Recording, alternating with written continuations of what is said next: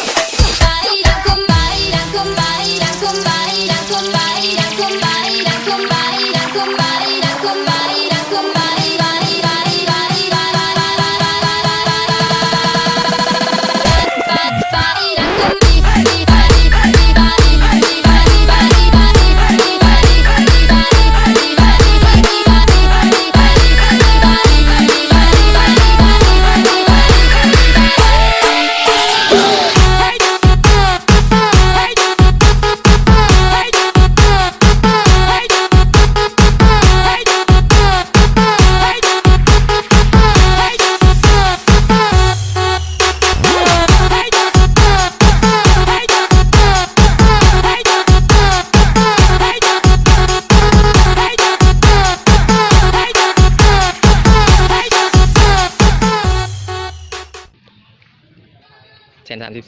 นี่เลยดูจ้า เพื่อนนี่ก็เอาอ่ะผู้จ่ายเงินเด้อ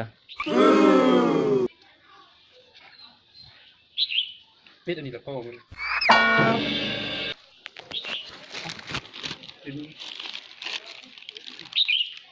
ี่ยืนบ้านเถอะนี่ชัวร์ไอ้นี่ชัวร์จะเอาบาทไม่ให้หรอก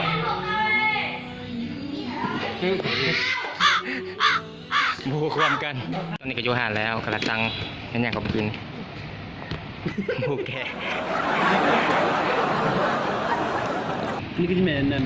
ข้าวนี่เขาเลยเขานี่นังข้าวบนโต๊ะอ่ะนี่เขานี่อันนี้นั่นน้ำปลานี่นมตอนข้าวดำโยเกิร์ตใส่บ่เป็นสีส้มๆโยเกิร์ตจูจะตัวไม่เกี่ยวเอาสำหรับคอยมากินเฟอร์นายพายจะกินข้าวแอนแท้ดิวนี่หมู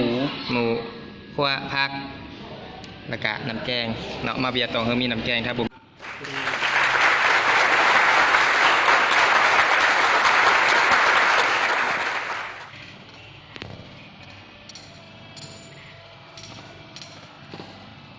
ลีลาของสังตัดผม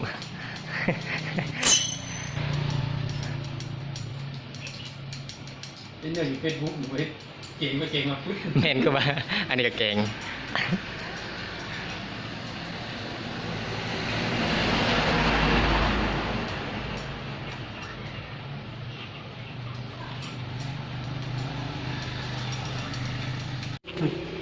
สำเร็จ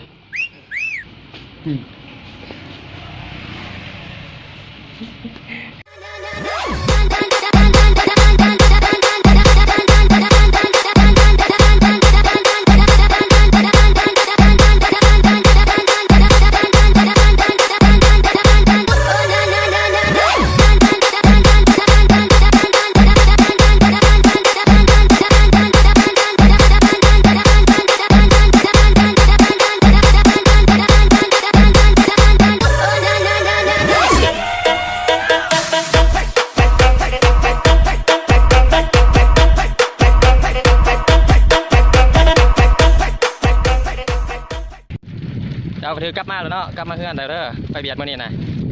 หัวลายก็จะลืมกดไลค์แล้วก็กดติดตามเด้อ